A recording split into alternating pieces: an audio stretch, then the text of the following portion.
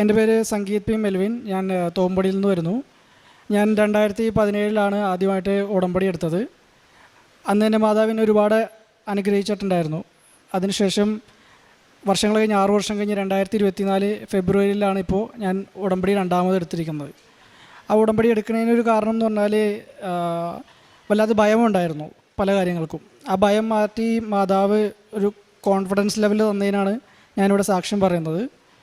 കാരണം മാതാവിൻ്റെ വലിയൊരു അനുഗ്രഹം കൊണ്ട് കഴിഞ്ഞ 10 വർഷമായിട്ട് റിനോക്സ് ഫാർമ എന്നുള്ളൊരു പാൻ ഇന്ത്യൻ കമ്പനിയുണ്ട്. ഒരു റെപ്യൂട്ടഡ് കമ്പനിയിൽ HR മാനേജറായിട്ടാണ് ജോലി ചെയ്യുന്നത്. അപ്പോൾ കഴിഞ്ഞൊരു 8 വർഷം മുമ്പ് അതിനുമുമ്പ് ജൂനിയർ ആയിരുന്നു. അതിനുശേഷം 2 വർഷം മുമ്പാണ് HR മാനേജറായിട്ട് പ്രൊമോഷനായത്.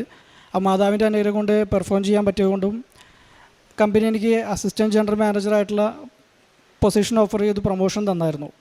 സാധാരണ പ്രൊമോഷൻ കിട്ടുമ്പോൾ സന്തോഷമാണ് വരേണ്ടത്, പക്ഷേ എനിക്ക് ടെൻഷനും പേടിയായിരുന്നു. കാരണം എന്താണെന്ന് വെച്ച് കഴിഞ്ഞാൽ പണ്ട് കേരളത്തിലെ കാര്യം മാത്രം നോക്കിയാൽ മതിയായിരുന്നു. ഇപ്പോൾ കേരളത്തിലെ കാര്യം മാത്രമല്ല, പാൻ ഇന്ത്യൻ കമ്പനി ആയതുകൊണ്ട് ഇന്ത്യ മുഴുവനുള്ള സ്റ്റാഫിൻ്റെ കാര്യം നോക്കണമായിരുന്നു. ഇതൊരു ചെയിൻ കമ്പനിയാണ്. അപ്പോൾ അതുകൊണ്ട് പണ്ട് ഒരു കമ്പനിയുടെ കാര്യം മാത്രം നോക്കിയാൽ മതിയായിരുന്നു. ഇപ്പോൾ 3 കമ്പനികളും അതിലെ സ്റ്റാഫുകളുടെ കംപ്ലീറ്റ് ഡീറ്റെയിൽസും നോക്കണമായിരുന്നു. അപ്പോൾ ഇവരെ എങ്ങനെ ഹാൻഡിൽ ചെയ്യും, എന്ത് സംസാരിക്കും എന്നുള്ള കാര്യത്തിൽ എനിക്ക് ഭയങ്കര ടെൻഷനായിരുന്നു. അപ്പോൾ പല കാര്യങ്ങൾക്ക് ഞാൻ ഒഴിഞ്ഞു മാറേണ്ടിയായിരുന്നു. കാരണം വെച്ച് കഴിഞ്ഞാൽ മിക്ക മലയാളികളെ പോലെ ഭാഷ അറിയാം, പറഞ്ഞാൽ മനസ്സിലാവും, പക്ഷെ പറഞ്ഞ് ഫലിപ്പിക്കാൻ പലപ്പോഴും ഞാൻ സ്ട്രഗിൾ ചെയ്യുമായിരുന്നു. പ്രത്യേകിച്ച് വീഡിയോ കോൺഫറൻസും സൂം മീറ്റിങ്ങും എല്ലാ ആഴ്ചകളിലും ഉണ്ടായിരുന്നു.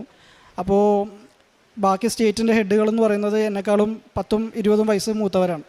40ഉം 50ഉം വയസ്സുള്ളവരാണ് പല സ്റ്റേറ്റിൻ്റെ ഹെഡുകൾ. അപ്പോൾ ഓൾറെഡി പല കമ്പനികളിലും പെർഫോം ചെയ്ത് കഴിവ് തെളിയിച്ചിട്ടാണ് നമ്മളുടെ കമ്പനിയിലോട്ട് വന്നിരിക്കുന്നത്.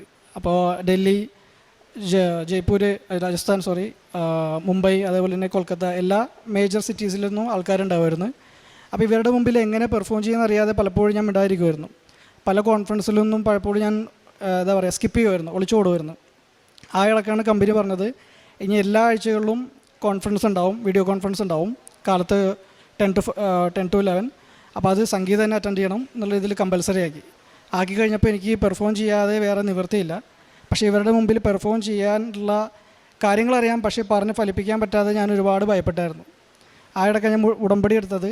അപ്പോൾ മാതാവിൻ്റെ കാശ് രൂപമാണ് എൻ്റെ അടുത്ത് ഉണ്ടായിരുന്നത്. അപ്പോൾ മാതാവിൻ്റെ അടുത്ത് ഞാൻ പറഞ്ഞു, മാതാവേ, ഞാൻ നിന്നെ ആശ്രയിച്ചുകൊണ്ട് ഞാൻ പെർഫോം ചെയ്യാൻ വേണ്ടി പോകണേണ്, എനിക്കതിനുള്ള കഴിവ് തന്നെയെന്ന് പറഞ്ഞായിരുന്നു. കാരണം കോൺഫറൻസ് തുടങ്ങുമ്പോൾ ഇവരെല്ലാവരും ഓൾറെഡി ഇത്ര ഏജ്ഡായിട്ടുള്ള ആൾക്കാരാണ്. എല്ലാവരും എൻ്റെ മുഖത്തോട്ട് നോക്കിയിരിക്കുമ്പോൾ എനിക്ക് പെർഫോം ചെയ്യാൻ പറ്റില്ല. ആ ഇടയ്ക്ക് മാതാവിൻ്റെ കോൺഫറൻസുകൾ തുടങ്ങുമ്പോഴത്തേക്കും മാതാവിൻ്റെ കാശുരൂപം കയ്യിൽ പിടിച്ചിട്ടുണ്ടായിരുന്നു ഞാൻ പെർഫോം ചെയ്തത്. അപ്പോൾ അവരുടെ മുമ്പിൽ ഈ ഫെബ്രുവരി മുതൽ എല്ലാ കോൺഫറൻസിലും ഇംഗ്ലീഷും ഹിന്ദിയെല്ലാം വളരെ അനായാസം എനിക്ക് കൈകാര്യം ചെയ്യാൻ വേണ്ടി പറ്റിയായിരുന്നു. കാര്യങ്ങൾ പറഞ്ഞ് ഫലിപ്പിക്കാനും പ്ലാനുകൾ അവതരിപ്പിക്കാനും അവർക്ക് പറയാനായിട്ടുള്ള അവർ എന്താണെന്ന് കേൾക്കാനും അവർക്ക് ആവശ്യമുള്ള സഹായം ചെയ്തു കൊടുക്കാനും ഇന്ന് മാതാവിൻ്റെ അനുഗ്രഹം കൊണ്ട് 100-ലധികം സ്റ്റാഫുകൾ എനിക്ക് ഹാൻഡിൽ ചെയ്യാൻ പറ്റുന്നുണ്ട്. വളരെ കുറഞ്ഞ കാലയളവിൽ തന്നെ ഇനി അത് ഏകദേശം 500-ഓളം സ്റ്റാഫുകൾ വന്നു. പക്ഷേ 500 അല്ല, 5000 പേര് വന്നാലും മാതാവിൻ്റെ അനുഗ്രഹം കൊണ്ട് എനിക്ക് പെർഫോം ചെയ്യാൻ പറ്റുന്നുള്ള ആത്മവിശ്വാസം ഇപ്പം എനിക്കുണ്ട്. പിന്നെ രണ്ടാമതായിട്ടുള്ളതെന്ന് പറഞ്ഞാൽ പെട്ടെന്ന് ഉടമ്പടി പറഞ്ഞ കാര്യം ദേഷ്യം വരുമായിരുന്നു, പെട്ടെന്ന് ദേഷ്യം വരും. അപ്പോൾ മാതാവിനോട് ക്ഷമിക്കാൻ വേണ്ടിയാണ് ഞാൻ ഉടമ്പടി എടുത്തത്. പക്ഷേ ഉടമ്പടി എടുത്തപ്പോൾ ദേഷ്യം കൂടി. അപ്പോൾ ഞാൻ വിചാരിച്ചു, എന്താണ് മാതാവ്, ക്ഷമിക്കാൻ എനിക്ക് പറ്റാറില്ലല്ലോ, ഉടമ്പടി എന്താണ് എടുത്തതെന്ന് വെച്ചാൽ അതിൻ്റെ നേരെ ഓപ്പോസിറ്റാണ് ചെയ്യുന്നത്. പക്ഷേ മാതാവിൻ്റെ അനുഗ്രഹം കൊണ്ട് എനിക്ക് ക്ഷമിക്കാനും ഇപ്പോൾ എന്തെങ്കിലും ഇഷ്യൂ ഉണ്ടെങ്കിൽ തന്നെ നിശബ്ദനായിട്ടിരിക്കാനും സാധിച്ചത് മാതാവിന് നന്ദി പറയുന്നു. പിന്നെ പ്രേക്ഷിത പ്രവർത്തനം എന്ന് പറയാനായിട്ടുള്ളത്, സത്യം പറഞ്ഞാൽ ഉടമ്പടി പത്രം കൊടുക്കാൻ എനിക്ക് മടിയല്ല, നാണക്കേടാണ്. കാരണം 2017 ഞാൻ ഉടമ്പടി ആദ്യം എടുത്തതെന്ന് പറഞ്ഞായിരുന്നു. അപ്പോൾ ഉടമ്പടി എടുത്തപ്പോഴത്തേക്കും പണ്ട് എല്ലാ പള്ളികളും കുർബാന കഴിയുമ്പോൾ ആൾക്കാർ ഇറങ്ങുമ്പോൾ ഞാൻ പണ്ട് എല്ലാവരെയും കയ്യിൽ കൊണ്ട് കൊടുക്കും. അപ്പോൾ കൊടുത്തു കഴിയുമ്പോൾ അന്നൊരു സന്തോഷം ഉണ്ടായിരുന്നു. അതിനുശേഷം പൊസിഷൻ ഡെസിഗ്നേഷനൊക്കെ മാറിക്കഴിഞ്ഞപ്പോൾ 2024 ആയപ്പോഴത്തേക്കും എല്ലാവരും മുമ്പിൽ കൊണ്ട് കൊടുക്കാൻ എനിക്ക് ചമ്മല് തോന്നി. പഴയ കാര്യങ്ങളൊക്കെ മറന്നുപോയി. അപ്പോൾ എന്തെങ്കിലും ആട്ടെ, പത്രം വാങ്ങിച്ചല്ലോ, അപ്പോൾ എന്തായാലും കൊടുത്തല്ലേ പറ്റുള്ളൂ. അപ്പോൾ പള്ളികളിൽ കൊണ്ട് കൊടുത്തിട്ടാണെങ്കിലും ആ പഴയ ഒരു സന്തോഷം എനിക്ക് കിട്ടുന്നുണ്ടായിരുന്നില്ല. അപ്പോഴാണ് ജോസഫ് അച്ഛൻ്റെ ധ്യാനം കണ്ടത്. അപ്പോൾ അതിൽ പറഞ്ഞത്, ഇതൊരു പ്രേക്ഷിത പ്രവർത്തനമാണ്, നിങ്ങൾ വീട് കയറി എല്ലാവരുടെയും കൈകളിൽ കൊടുക്കണം എന്ന് തോന്നിയത്. ഇന്നിപ്പോൾ ഏകദേശം 50ഓളം പത്രം വാങ്ങിക്കുന്നുണ്ടെങ്കിലും അല്ലെങ്കിൽ 2 കെട്ടാണെങ്കിലും എല്ലാ വീടുകളിലും കയറി ഇറങ്ങി അവരുടെ കയ്യിൽ കൊടുക്കുന്നുണ്ടായിരുന്നു. അപ്പോൾ ആദ്യം ഞാൻ ഒറ്റക്കായിരുന്നു. ഇപ്പോൾ 5 വയസ്സുള്ള മോളുണ്ട്.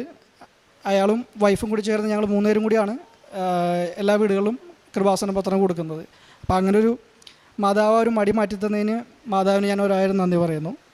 പിന്നെ 2017 എടുത്തതിന് ശേഷം 2018 എൻ്റെ മമ്മിക്ക് ഹാർട്ട് പേഷ്യൻ്റാണ്.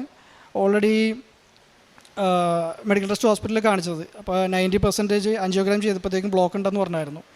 അപ്പോൾ എത്രയും പെട്ടെന്ന് സർജറി ചെയ്യണം, അല്ലെങ്കിൽ അധികം നാളെ അയാൾ ജീവിക്കില്ല എന്നുള്ള ഇതിലാണ് പറഞ്ഞത്.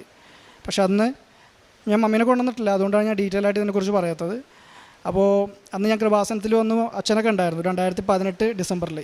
അച്ഛനെ കണ്ടപ്പോഴത്തേക്കും എനിക്ക് മുമ്പുള്ളവരോടും എനിക്ക് ശേഷമുള്ളവരോടും അച്ഛൻ ഡീറ്റെയിൽ ആയിട്ട് കാര്യങ്ങളൊക്കെ ചോദിച്ച് മനസ്സിലാക്കി. അപ്പോൾ എന്നോട് അച്ഛൻ പറഞ്ഞത്, നീ പോയിക്കോ, ഡീറ്റെയിൽ ആയിട്ടൊന്നും പറഞ്ഞില്ല, നീ പോയിക്കോ, നിനക്കുള്ള സഹായം വന്നോളൂ എന്നുള്ളത് പറഞ്ഞു. അപ്പോൾ അന്ന് ഭയങ്കര നിരാശയോടെ ഞാൻ പോയത്. കാരണം ഒന്നുകിൽ സർജറി ചെയ്യണമെന്ന് പറയണമായിരുന്നു, അല്ലെങ്കിൽ ചെയ്യേണ്ടതെന്ന് പറയണമായിരുന്നു. ഇത് രണ്ടും പറഞ്ഞില്ലായിരുന്നു.